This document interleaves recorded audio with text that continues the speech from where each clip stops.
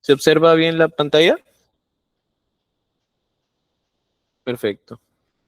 Bien, buenas noches con todos. Bueno, disculpando la reprogramación del caso de la ponencia. Bueno, el día de hoy, como mencionaron, tenemos la ponencia con respecto a lo que es semiología de cabeza.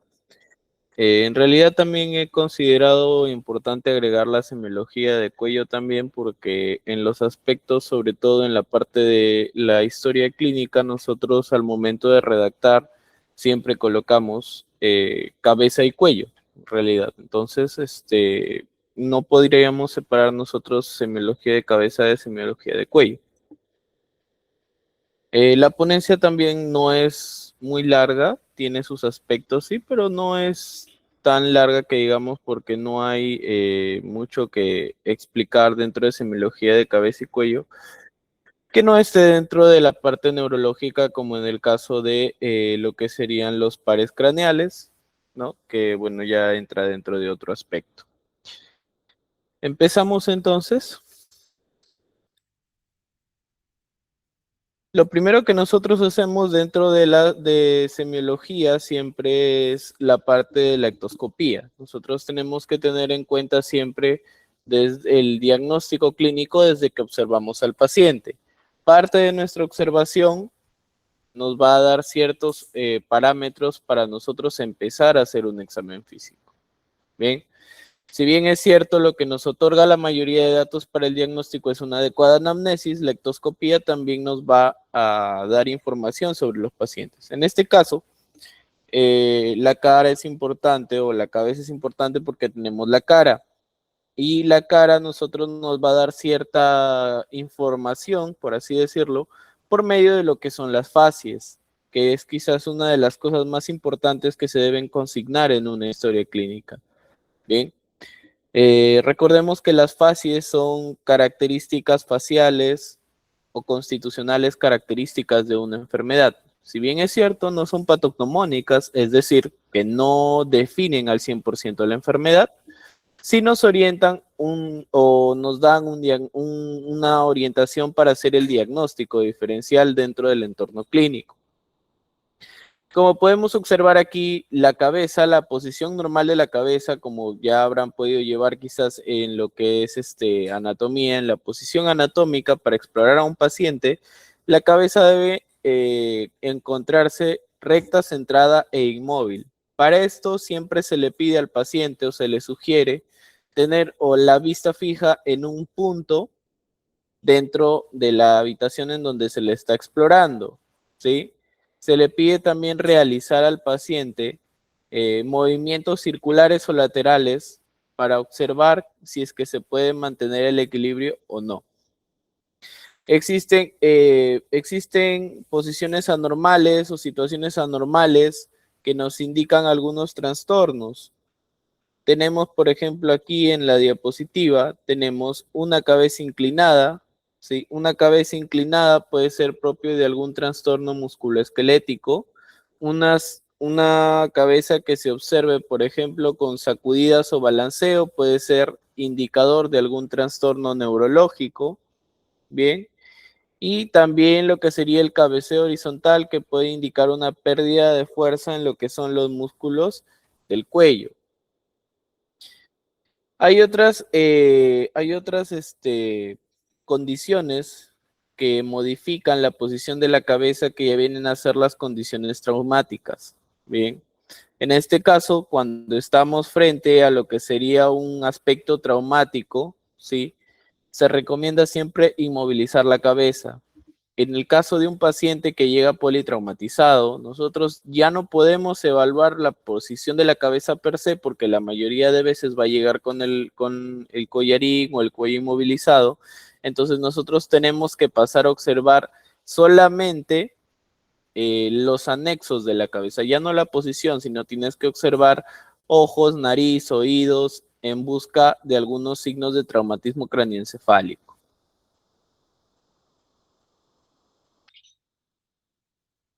En el caso del cráneo, ¿sí? Nosotros tenemos que evaluar también si es un paciente normocéfalo, si es un paciente que tiene algún tipo de alteración en cuanto al desarrollo de la cabeza. No es un parámetro relevante en sí, porque pocas veces es indicativo de algún tipo de enfermedad, salvo algunos trastornos genéticos, bien, pero en algunos otros casos sí. ¿Por qué? Porque la inspección visual, sobre todo, de lo que es el cráneo, nos orienta también a algún incidente, sobre todo traumático, que es donde resalta más la inspección de cabeza y cuello. Definimos nosotros un cráneo normocefálico, ¿sí? Donde su dimensión anteroposterior es mayor que sus dimensiones laterales. Bien. Una persona normocéfala debe tener una simetría facial relativamente constante, al igual que la simetría craneal. En el caso de las personas que presentan algún tipo de alteraciones, que lo vamos a ver más adelante, generalmente suelen ser poblaciones pediátricas, ¿sí?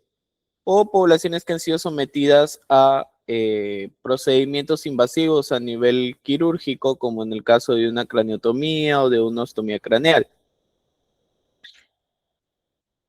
Tenemos, por ejemplo, como les decía, cómo describir nosotros las anormalidades en cuanto al cráneo.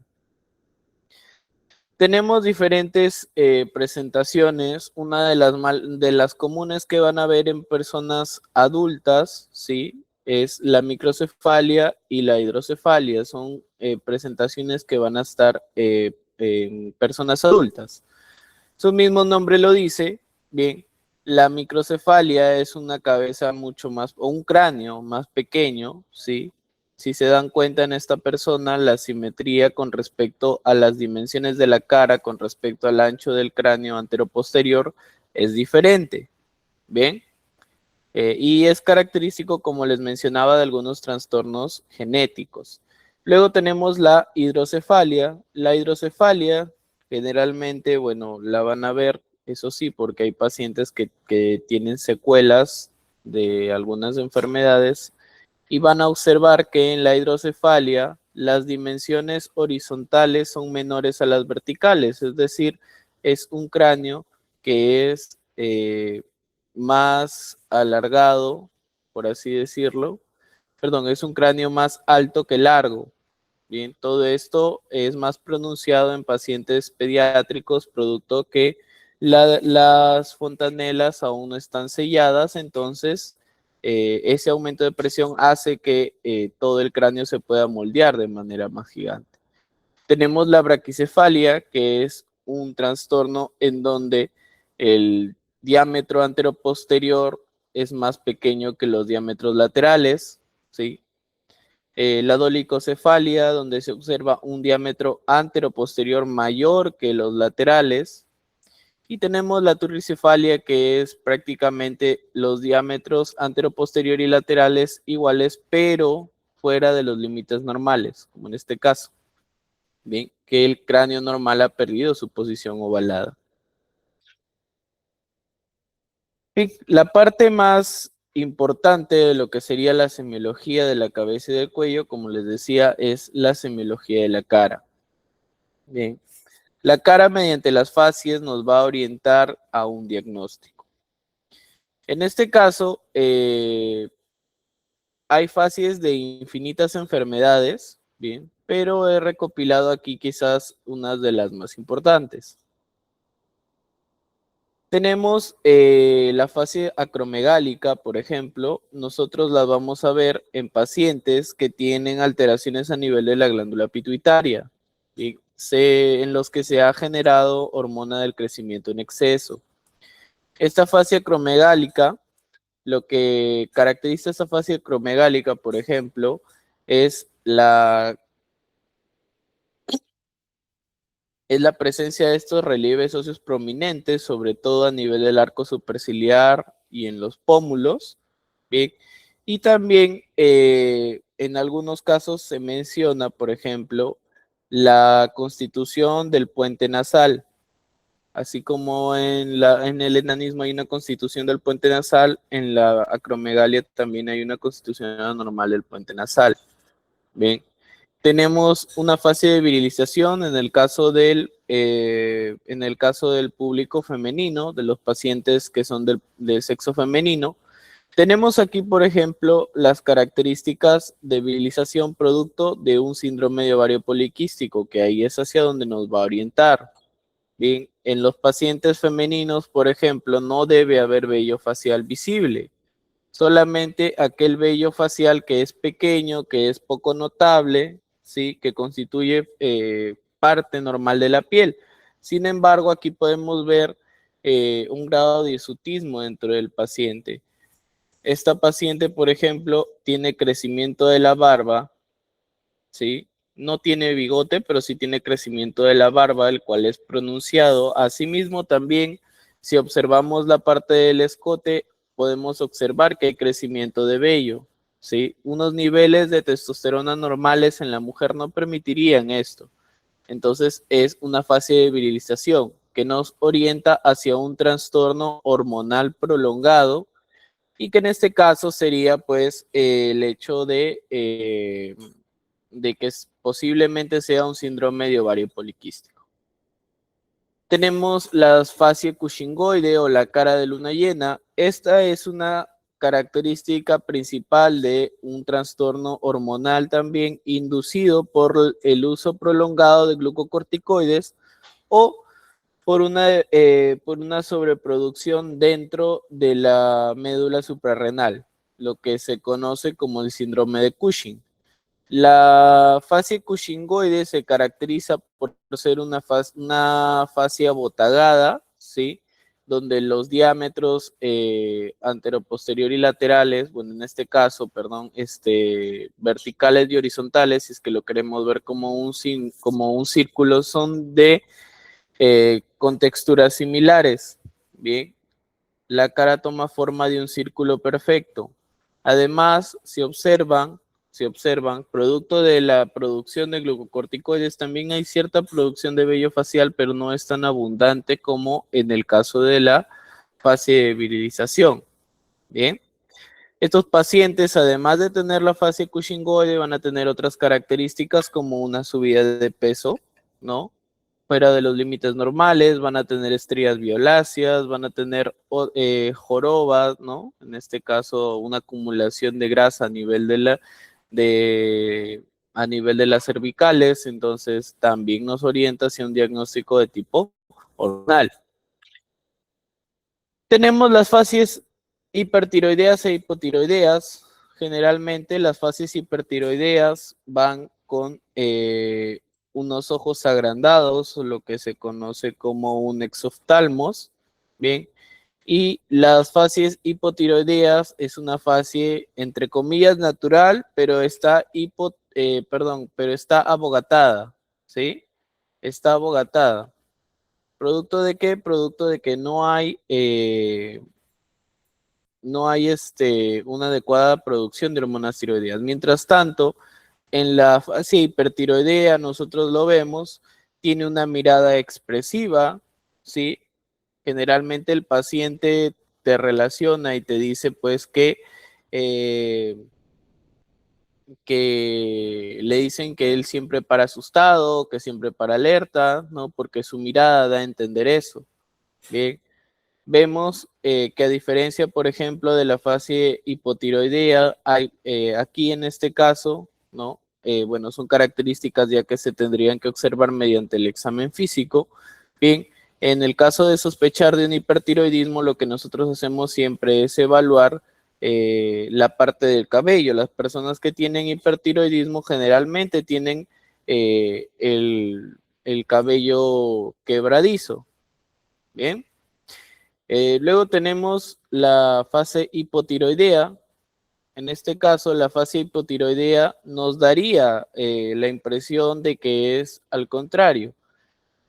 En realidad, mientras que la fase hipertiroidea, como pueden ustedes observar aquí, ¿sí? Es una fase muy expresiva, la hipotiroidea es poco expresiva. Bien, por eso les decía que era poco expresiva y con rastros abotagados. En el caso de la piel, por ejemplo, en la piel, en este caso es una foto a blanco y negro, así como está en el libro, pero la piel se examina para ver si es que está fría, si es que está seca, que es una característica. Bien. En algunos casos, no parece ser ¿sí? En pacientes con hipotiroidismo se pierde la expresividad de las cejas, se pierde esos últimos contactos de las cejas. Bien. Luego también tenemos fases de la condroplasia, bien, que es como lo habíamos visto, quizás la fase acromegálica también hay que ver la fase del enanismo o de la condroplasia, ¿sí? Que es un tipo de enanismo. Generalmente son pacientes que aparentan tener una edad, un tamaño pediátrico con una edad adulta. La característica más importante para saber si este enanismo se debe a condroplasia es generalmente el puente nasal, ¿sí? Tiene su característica debido a que en estos pacientes, como dice aquí el dato clave, tienen la frente amplia, pero tienen la nariz o el puente nasal aplastados. Tenemos otras facies que son características también. Tenemos lo que sería la facie miasténica, que es característica de la miastenia gravis. En este caso, el paciente pierde cierto control sobre los músculos, ¿sí? De la cara en general y del cuerpo, pero se aprecia así con una debilidad a nivel palpebral, como pueden ver en esta señora, que no puede mantener bien la distancia o la apertura de ambos párpados. Si se dan cuenta, en un lado el ojo, la pupila está dilatado, mientras que en el otro está ligeramente bueno, ni siquiera es su tamaño normal, también está dilatada. Bien, a pesar de que se le ha tomado una foto con luz, que no debería ser el caso. Bien, se observa la comisura de los labios. Esta paciente, por ejemplo, se dan cuenta, hay cierta depresión de la comisura labial porque no puede controlar los músculos. Entonces, es una paciente, pues, que debido a esto va a perder eventualmente el control de la musculatura facial. Tenemos también la fase pseudovulvar. Esta fase pseudovulvar es curiosa porque es característica de algunas enfermedades neurológicas. Bien, es una fase, como dice aquí, inexpresiva con crisis de llanto, que es característica de un síndrome pseudovulvar. En general, ya no se utilizan las fases en lo que es psiquiatría para determinarlo, pero el libro que usaba de referencia las ha colocado ahí como para tenerlo de referencia, ¿no? Tenemos fases sardónicas que en general tampoco se observan mucho, es por eso que se coloca simplemente la imagen así. La fase sardónica es característica de la infección por Clostridium tetani en sus etapas más avanzadas, por así decirlo. Bien, si en la fase miasténica nos dábamos a pensar que tenemos un problema de pérdida de control o de contractibilidad en los músculos faciales, en el caso de la fase sardónica va a ser lo contrario. Vamos a tener una hipercontractibilidad de los músculos faciales, vamos a tener, producto de esto, una mueca o risa que se llama la risa sardónica, por eso se llama facies sardónica. Bien, algunos lo llaman facies tetánica también porque es producida por el tétanos, pero el término más adecuado es llamarle facies sardónica. Bien. Eh, ¿Por qué les digo que no necesariamente esta fase sardónica es un indicativo de que hay tétanos? Porque hay una sustancia que se llama estricnina, que la estricnina también puede ocasionar hipercontractibilidad muscular también a nivel facial. Entonces, se debe hacer siempre eh, una buena, una buena anamnesis. Otras características que nos orientan hacia otras enfermedades, en este caso infecciosas y no infecciosas, es esta fase de Chagas, que es muy característica en pacientes, ¿sí?, que viven en Sierra Central. La fase de la enfermedad de Chagas es característica por esto que se llama el signo de Romaña. Bien, Chagas es una enfermedad ocasionada por un parásito sanguíneo, ¿sí? En este caso, en los estados, en uno de los estados de la enfermedad se observa una inflamación, ¿sí? Una inflamación o un edema palpebral. Este edema palpebral no corresponde a ninguna etiología traumática, ¿sí? No, no corresponde a ninguna etiología traumática ni infecciosa a nivel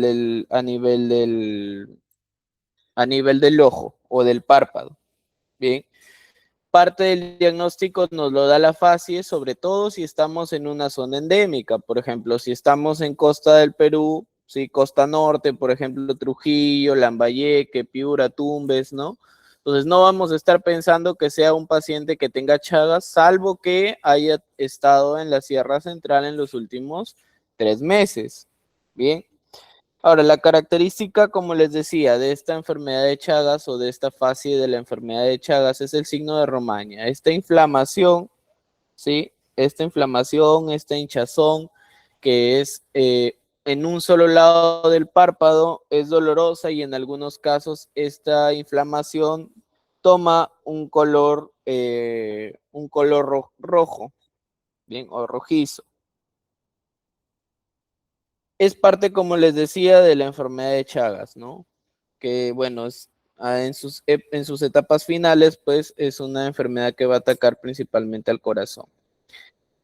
La fase pálida de palidez la coloco así simplemente porque siempre hay que evaluar los rasgos y las mucosas de las pacientes. Bien, cuando nosotros evaluamos, por ejemplo, historia clínica, ponemos ya, primero iniciamos con piel y mucosas. Bien, y la piel la podemos ver en todos lados. Siempre en un paciente se debe evaluar la piel, ¿sí?, como si tú le estuvieras haciendo la división que te enseñan cuando estás en la primaria del cuerpo humano, ¿sí? Empiezas para piel y mucosas, ¿eh? Empiezas cabeza, luego examinas la piel del tronco y luego la de las extremidades. ¿Por qué te digo esto? La principal información la vamos a obtener de la cabeza. Bien, vamos a obtener de la cabeza. ¿Ya? Vamos a observar qué palidez, si la paciente tiene 1, 2, 3 cruces de palidez. Y vamos a observar también las mucosas. Se examina principalmente mucosa oral. Se pide al paciente que abra la boca, saque la lengua y se observa el grado de humedad que tiene la lengua. Mucosa oral y también se evalúa la conjuntiva de los ojos. Bien, a veces se obvia el hecho de evaluar la conjuntiva de los ojos, pero siempre es necesario. Recuerda que dentro del examen neurológico está el examen de los pares craneales, ¿sí? Y en el examen de los pares craneales lo que nosotros tenemos que tener en cuenta es principalmente los que están o tienen su origen en el tallo encefálico, en este caso los relacionados a la visión. ¿Bien? Luego pasas al tronco, tienes que ver si hay ictericia o si no hay ictericia. Bien, también tienes que evaluar otros aspectos de la piel, como si es que hay presencia de circulación capilar, si hay lesiones, etcétera, etcétera, etcétera. Luego te pasas a los brazos y piernas, donde tienes que observar si hay cianosis o palidez y si es a nivel central o a nivel distal. Entonces, la fase pálida nos va a dar el indicativo, no solo de un paciente hospitalizado, sino de un paciente que llega a emergencias, ¿no? Generalmente es un paciente pues con indicaciones quirúrgicas, qué sé yo, que llega al servicio y tú lo ves pálido, pero no ves alguna alguna herida o algún traumatismo visible, pero el paciente está pálido, se queja de algún dolor a nivel del abdomen hace mucho tiempo, llámese por mucho tiempo, pues 5 o 6 días, que eso ya es mucho tiempo para un dolor abdominal. Entonces tú vas sospechando, por ejemplo, que puede estar haciendo algún sangrado a nivel interno. Solo en cirugía, no, también existen los pacientes que tienen sangrado a nivel interno por varices esofágicas o también sangrado a nivel interno por lo que sería la hematoquesia, que es la pérdida de sangre por las heces. Bien, entonces la fase pálida es importante.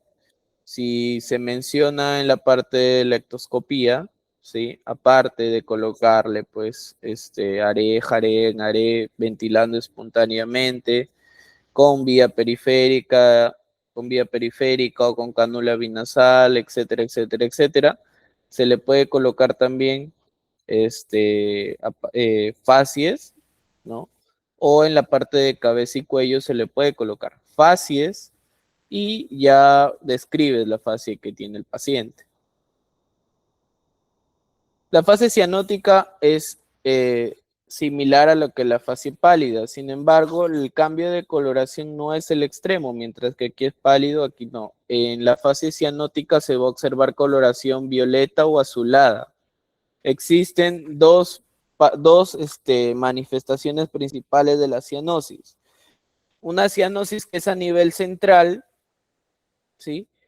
Esta cianosis a nivel central se manifiesta porque las mucosas de los labios, las lenguas, se observan de un color violáceo o azulado, mientras que a nivel periférico nosotros lo vamos a observar en las yemas de los dedos, ¿sí? Lo que te han enseñado, quizás te van a enseñar como lo que se llamaría el llenado capilar. Entonces, a veces observamos en sí, en algunos fenómenos reumatológicos, como en el caso del fenómeno de Raynaud, que están los dedos, ¿sí? Están violetas o están azules por falta de circulación o por vasoconstricción. Entonces, ahí es donde nos pondríamos a decir que hay vasodilatación a nivel periférico. La fase cianótica o a nivel central generalmente es característica de enfermedades, de enfermedades cardiovasculares o cardiológicas, más que todo de las insuficiencias cardíacas, ¿sí? Las insuficiencias cardíacas en los pacientes pediátricos de malformaciones cardíacas como comunicación entre aurículas y ventrículos, ¿sí? O comunicación interventriculares o interauriculares. También está presente en las valvulopatías cuando no es suficiente el bombeo del corazón para suplementar de oxígeno a todos los tejidos. Entonces, esta fase cianótica nos da una idea de qué consignar en la historia clínica. Bien.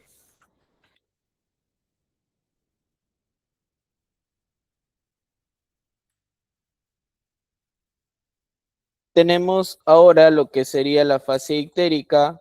La fase ictérica es una de las más fáciles de identificar. Bien, se caracteriza por una coloración amarillo intenso, por ejemplo, en este caso ya es un paciente recontraictérico, ¿sí? Pero se caracteriza por una coloración amarillenta de la piel. La ictericia se mide, en general se mide la intensidad en cruces, entonces este sería un paciente que es 3 cruces de 3 cruces. Bien, como te decía, cuando observamos nosotros o hacemos el análisis de piel y mucosas, nosotros vamos directo a los ojos, observamos la conjuntiva, nosotros ponemos ictericia conjuntival. Listo. Bien. Eh, la fase ictérica generalmente está relacionada con trastornos debidos a la acumulación de bilirrubina, ya sea directa o indirecta. ¿Ven? En pacientes pediátricos, recién nacidos, neonatos, se observa bastante ictericia y en pacientes adultos la causa principal de ictericia son trastornos a nivel hepático, que lo que hacen es disminuir el metabolismo de la bilirrubina. Y eso se acumula y al acumularse da esta coloración. Otra causa también en pacientes ictéricos es la hemólisis. Sea cual sea el origen de esa hemólisis, se genera también ictericia. ¿Por qué? Porque hay más destrucción de glóbulos rojos y eso conlleva, según el ciclo de la bilirrubina, una mayor producción de bilirrubina. Bien. La fascia alcohólica es una fascia botagada, ya no se utiliza el término de fascia alcohólica, pero para términos de estudiantes como ustedes, que puedan estar en entornos donde todavía hay docentes que tienen información sobre literatura antigua o de libros antiguos, ¿no? Como por ejemplo Suros, quizás que no se actualiza hace mucho tiempo, pero es muy bueno, entonces ahí vas a tener fascia alcohólica. Bien, anteriormente se le describía como una fascia abogatada simplemente, que producto de la anamnesis o producto del examen físico nos daba el nombre o constitución de la fascia alcohólica. La fascia lúpica o la fascia de lupus es una muy importante. Es característica de esta enfermedad autoinmune, autoinmune reumatológica que es el lupus, pero se ve también en otras enfermedades autoinmunes. La característica principal de esta fascia lúpica es esta disposición en forma de alas de mariposa. Es eh, algo que podríamos mencionar similar a lo que es un eritrasma, ¿bien? O una coloración rojiza de la piel, pero que se dispone en forma de alas de mariposa. Y esto nos indica una enfermedad de lupus eritematoso sistémico activo, que va a desaparecer, sí, cuando se inactive la enfermedad, pero mientras esté activa, va a tomar esta disposición la cara de la persona que tiene una enfermedad de lupus activa. Tenemos otras, por ejemplo, como la dermatomiositis. Bien, en este caso no es una fascia per se, sino es un tipo de constitución del caso de la dermatomiositis, que al igual que el lupus es una enfermedad autoinmune. Bien, eh, generalmente es similar a lo que les había mencionado en la diapositiva, creo hace 3 diapositivas, en la miastenia, que se caracteriza también por debilidad muscular. Bien, pero además podemos observar que hay estas manchas de color rojo o violáceo, bien, que están pues en lugares como el párpado y la cara. ¿Bien? Eh, bueno, no hay mucho más que mencionar en este caso. Bien, date cuenta que mientras que la fascia de lupus se limita solamente a la parte del rostro, el caso de la dermatomiositis, aparte del rostro, y es más invasiva en los párpados y también a nivel del resto del cuerpo. ¿Ya? Luego tenemos la fascia esclerodérmica. En realidad, algunos libros antiguos lo llaman fascia o cara de bruja. Bien, le llaman fascia o cara de bruja.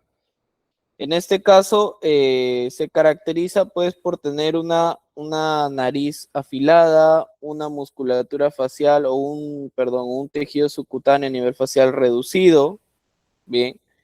Eh, la fascia de estas personas es poco expresiva y es por eso que se le llamaba en la antigüedad pues la cara de bruja, entre comillas. Bien. Es característica de esta enfermedad llamada esclerodermia o también en la esclerosis sistémica difusa. Si se dan cuenta, esta es una paciente eh, que tú le puedes calcular quizás unos 40 o 50 años, pero la esclerodermia hace que las personas no tengan arrugas debido a que no hay un tejido subcutáneo sobre el cual la piel se pueda moldear. También es una característica. Tenemos la fascia leonina, que en realidad ya no es común verla actualmente tampoco, pero la mencionan los libros y puede que te pregunten. Bien. Eh, Actualmente solamente la podemos ver en algunos aspectos, ¿no? De ciertas enfermedades que atacan hacia la piel. La fascia leonina anteriormente era característica de lo que sería la lepra, ¿sí? La que es causada por Mycobacterium leprae. Pero también se observa en algunas enfermedades, como te decía, en algunos casos de linfomas. ¿Qué es lo que caracteriza a esta fase leonina? Bien, la característica principal de esta fase leonina, si se dan cuenta, es que el paciente no tiene cejas, ¿sí? Hay un agrandamiento de los surcos a nivel periorbitario y perinasal, ¿sí? Y hay un agrandamiento en la nariz. Tenemos la fase hipocrática, bien, que en realidad esta fase hipocrática simplemente es descriptiva, se menciona en los libros como una fase descriptiva. ¿Por qué? Porque es la fase con la que se describía a los enfermos, nada más, ¿ya? Tenemos la fase caquéctica. La fase caquéctica es característica de lo que serían los individuos que están malnutridos, ¿sí? También algunos le llaman la fase de la tisis, porque también es una característica de la tuberculosis en una etapa avanzada. Anteriormente esto se veía mucho en los pacientes que tienen VIH-Sida o aquellos que tienen cáncer terminal, ¿sí? Recordemos que el cáncer es un estado de hipermetabolismo, entonces hay consumo de todos los tejidos en sus fases terminales. Bien, se caracteriza como la cara de las personas desnutridas por los relieves óseos marcados, por la ausencia de tejido subcutáneo a nivel de la cara, ¿sí? La piel es pálida y generalmente estos pacientes, debido a la debilidad constante que tienen una expresión facial depresiva, ¿no? O sea, una expresión facial triste. Tenemos también la fase de la pelagra. Bien, la pelagra eh, es una enfermedad, ¿cómo decirlo?, camaleónica, ¿sí? Porque simula muchas otras enfermedades. Bien. En este caso es una paciente de etnia no caucásica, ¿sí? Pero si logran notar en la foto, aunque está muy borrosa por la resolución del libro, bien, algunas también existen ciertas manchas a nivel facial en forma de mariposa, ¿sí? Lo que caracteriza a la pelagra generalmente es esto, no sé si se puede observar bien, es una dermatitis a nivel de las zonas expuestas y es por eso que la cara es importante porque es una, una zona expuesta, ¿ya? Aparte, la pelagra también es conocida como la enfermedad de las 3D, que es dermatitis, ¿sí? Por el que observamos acá, diarrea y demencia, que en este caso los pacientes suelen tener deterioro cognitivo. Tenemos la fase de la parálisis faciales, obviamente hay que ver si es de origen central o periférico, pero se caracteriza por la pérdida de simetría aguda en uno de los lados, ¿bien? La fase te da una idea, sí, pero siempre hay que tener en cuenta la anamnesis. La fase parkinsoniana, que como te mencionaba, ya no se utiliza en lo que es psiquiatría, la parte de las fases, pero es una fase inexpresiva característica de los pacientes que no tienen o que no realizan parpadeo. Esto, junto a alteraciones de la marcha, te va a dar el diagnóstico o te va a orientar hacia lo que sería un diagnóstico del Parkinson. La fascia mongólica es característica y patognomónica de lo que serían los niños con trisomía 21 o síndrome de Down. ¿Ya? Se caracteriza por una macroglosia, una apertura bucal exagerada, un puente nasal corto, unos ojos achinados, ¿no? Y una cara ovalada y grande. Ahora vamos al cuello. Parte de lo que te decía de la semiología de cabeza va a tener que ir siempre con el cuello. Si bien es cierto, la cara nos orienta, el cuello nos da mucha más información adicional. Bien, Como observamos, ¿sí? El cuello tiene que tener simetría bilateral con respecto a los músculos esternocleidomastoideos, y trapecios, bien, que forman por aquí un triángulo. Entre los hallazgos anormales, el principal que vamos a encontrar es ligera simetría, que puede ser pues producto de una mala higiene postural. Tortícolis, que es pues el hecho de una contracción hiperdolorosa de la musculatura a nivel del cuello. El pterygium coli, que es este descubrimiento del cuello alado. Bien. Y también vamos a encontrar algo que se llama ingurgitación yugular o distensión de la vena yugular aquí. Por eso es importante siempre tener la ectoscopía a la mano. ¿Ya? Estos son hallazgos que son importantes en los pacientes. Dentro del cuello vamos a tener que examinar los órganos que se encuentran dentro de ellos. Bien. Y estos obviamente ya no corresponden a la semiología del sistema nervioso. En este caso, tenemos la exploración de la tráquea. La tráquea generalmente está en una posición anterior, ¿sí? Lo que nosotros hacemos es examinarla. Recuerda que el cuello tiene simetría, entonces vas a utilizar las dos manos, una maniobra bimanual para examinarla, ¿sí? Tratar de situarla en la línea media con dirección al rostro, ¿sí? Y observar la movilidad, ¿ya? Si es una movilidad, si existe movilidad y regresa al punto central, es una tráquea que está en posición normal. Si hay movilidad y ya no regresa a la posición normal, es una tráquea anormal.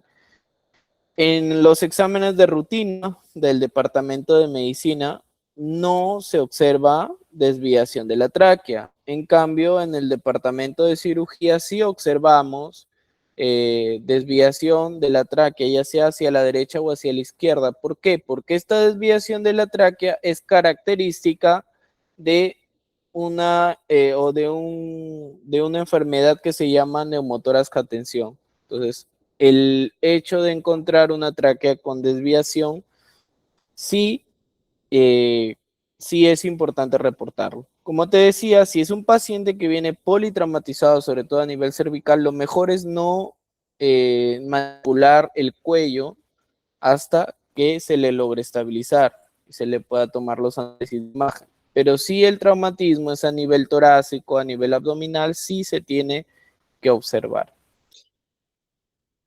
Luego tenemos uno de los datos más relevantes que nos puede dar tanto la cabeza como el cuello, ¿sí? Que son el análisis de los ganglios linfáticos. Tenemos varios ganglios linfáticos, ¿sí?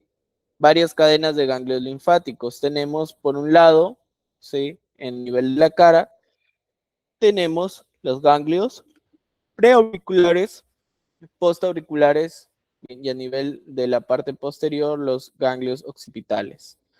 En nivel del cuello o de la parte inferior del rostro tenemos los amigdalinos y los submaxilares. Y lo que nos importa a nosotros, los cervicales anteriores y los cervicales posteriores. Generalmente el agrandamiento de estos ganglios o el hecho de que sean palpables, ¿sí? Porque generalmente se sienten como un pequeño tornillito, ¿sí? Como un pequeño tornillito, como, no sé, una pequeña bolita pequeña.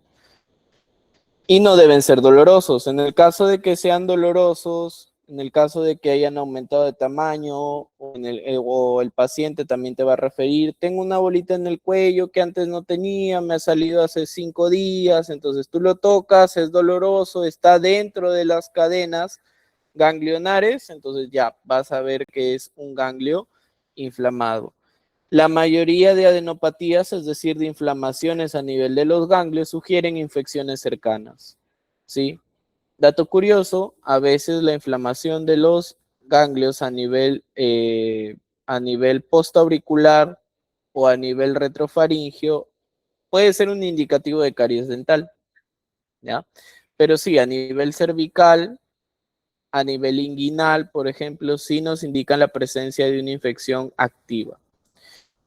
Como pueden ver, la palpación se realiza con la yema de los dedos siguiendo el trayecto de las cadenas ganglionares. Bien, siempre con todos los dedos menos con el pulgar porque es el menos sensible para detectar los cambios de textura dentro de los tejidos. La presión que se ejerce también debe ser mínima. En el caso de que se encuentre un ganglio agrandado, sí se puede hacer presión para constatar si es doloroso o no doloroso.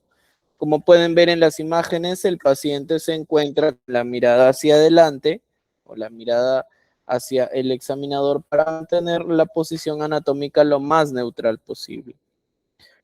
Así es como se observa a simple vista un ganglio agrandado. Como pueden ver, tiene una dimensión que en este caso, pues a pesar de estar abultada, también es una dimensión grande porque se observa quizás que es incluso más grande que la distancia de una falange, que es la falange proximal de la persona que la está examinando.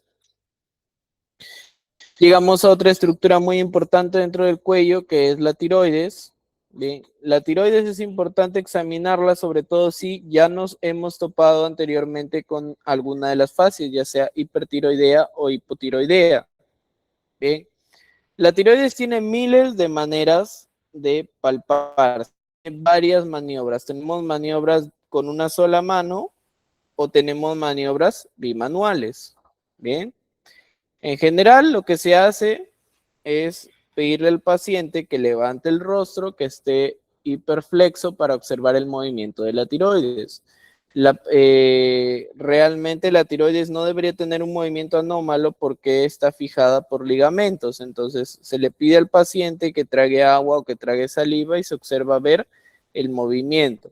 Si se aprecia que la tiroides está agrandada, se procede a la palpación. Generalmente se utiliza más la palpación bimanual porque nos da más información. Esta palpación bimanual nos ofrece información sobre la textura de la tiroides y si es que hay algunos nódulos o estructuras que no coinciden con la contextura normal de la tiroides. Bien. La tiroides generalmente ¿sí? Es lisa, ¿sí? No debería tener rugosidades. Si al tocarla tú observas una estructura agrandada con rugosidades, entonces puede ser un indicativo de algún problema dentro de la tiroides, algún nódulo tiroideo que sea agrandado, qué sé yo. Entonces ya puedes orientar tu diagnóstico y enviarlo hacia el especialista, hacia el endocrinólogo, ¿correcto? Tenemos lo que sería el bocio o el hipertiroidismo. Observemos cómo aquí ya es evidente el abultamiento de la tiroides, mientras que aquí se observa casi nada, no es apenas visible, y algunos dicen que la tiroides debe ser apenas palpable en realidad. Entonces, aquí es apenas visible y palpable, acá ya es recontra visible. Bien, en este caso es un tumor tiroideo, este es un quiste tiroideo y este es bocio que se puede observar por el crecimiento simétrico, ¿no? Si se dan cuenta, esto es un crecimiento simétrico. Aquí en ambos lados es asimétrico. Lo que puede decir en este caso es un paciente con cáncer y en este caso es un paciente con un quiste tiroideo que está creciendo hacia el lado derecho. La imagen para que se puedan orientar más o menos. Bueno, este es un video que nos dice más o menos cómo podemos explorar la tiroides. Bien.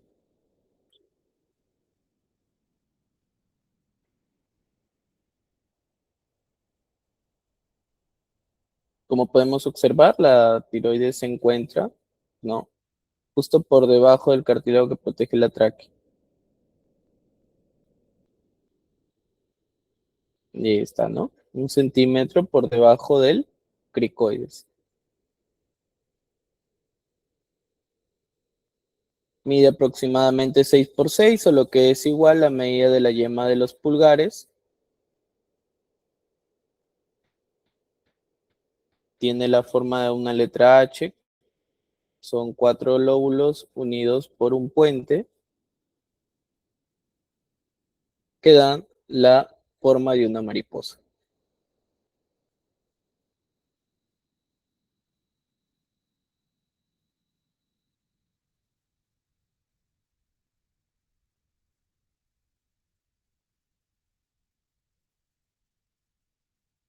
Como hemos mencionado, a nivel de la inspección hay que observar algunos aspectos clave con respecto a la exploración tiroidea.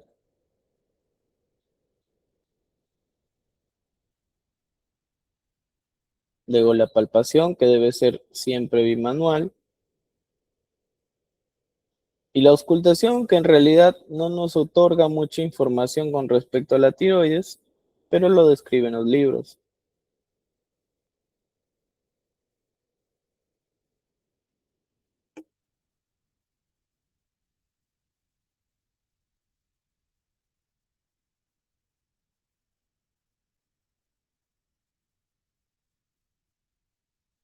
Observamos, ¿no?, signos de inflamación, un aumento de tamaño,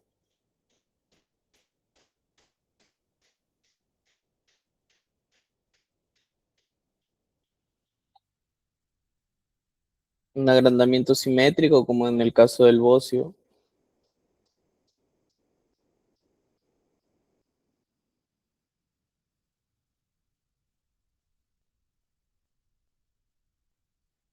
un agrandamiento asimétrico, como en el caso de este quiste que te mencionaba anteriormente.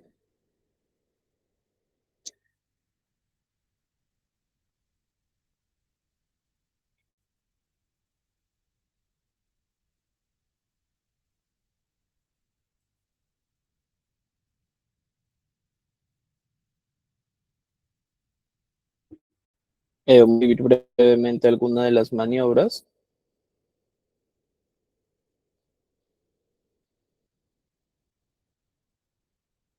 Las de una sola mano, que son las maniobras manuales, y la de dos manos, que son las maniobras bimanuales. Se recomienda siempre usar lo que serían las maniobras bimanuales por sobre las maniobras manuales.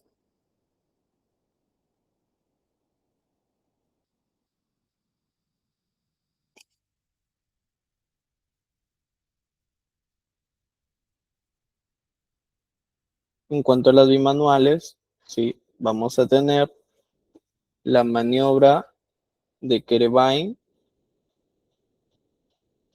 y lo que sería la maniobra de la E. La de Kerbine es quizás una de las más conocidas. Bien. La maniobra de Krill era la que te decía, se colocan los dedos índice, medio y pulgar, bien, para ver cómo es que cambia de posición la tiroides al momento de tragar agua.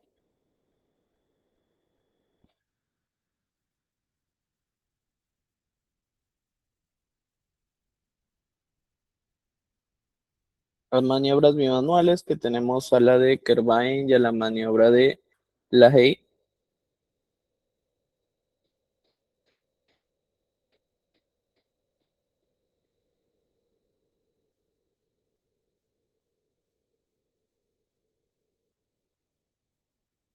Y como pueden ver, se examina con los cuatro dedos de la mano y no con el pulgar porque carece de sensibilidad. El pulgar es un indicador simplemente de la simetría.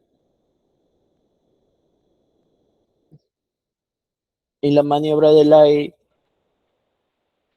que no es, que es similar a la manual, pero haciendo uso de la otra mano.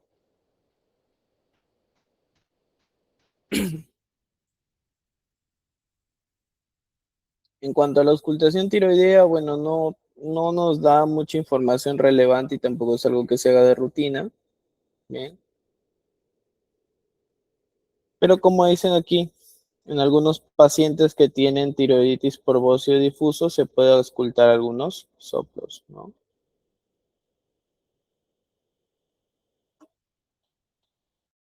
Bueno, y luego está esta matriz de operacionalización del procedimiento y lo otro que sería la matriz o el resumen de lo que sería el cuadro. Ahora vamos a ver algunos hallazgos anormales con respecto a lo que es tiroides.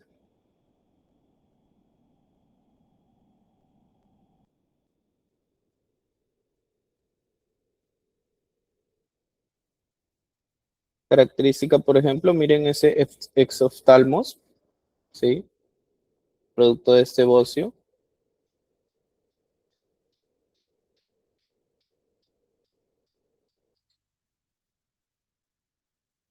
Tenemos un bocio multinodular, el agrandamiento en diferentes nódulos que causa esa apariencia tan asimétrica. Igual con el cáncer de tiroides, el agrandamiento es asimétrico. Bien, y bueno, luego venía un video, no, pero no lo he considerado para esta parte o para esta exposición, producto que si no se nos va a prolongar mucho la sesión. Bueno, finalmente una frase motivacional que siempre se coloca en este tipo de ponencias de lo que es este hermano mayor o lo que es canguro. Bien, esta frase que dice, la mente necesita libros como la espada necesita una piedra de afilar si es que quiere mantener su agudeza, ¿no? Entonces, es simplemente una frase motivacional que nos inspira a seguir buscando el conocimiento de fuentes confiables, dicha por Tyrion Lannister en su personaje de la serie de Game of Thrones.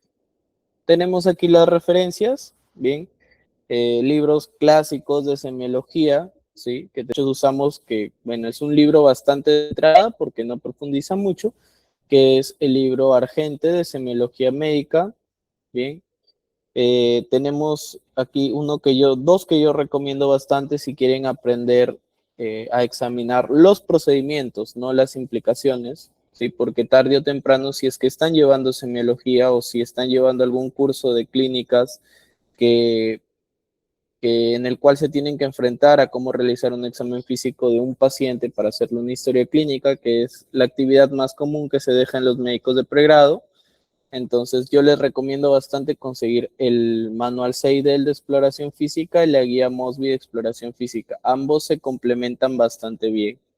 Y ya si quieren leer las indicaciones, pues ahí pueden tener ya lo que sería el Argente, ¿y dónde está acá?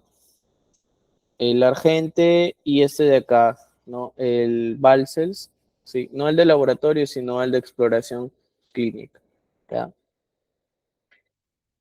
Hay otros libros que también suelo recomendar, pero solo si es que tu docente es de la vieja escuela, que son generalmente el libro, pues, El Suros de Semiología, y hay otro que también se utiliza bastante en el ámbito hospitalario, más que todo por los residentes del servicio de medicina, que es uno que se llama Semiología y Semiotecnia de Massey.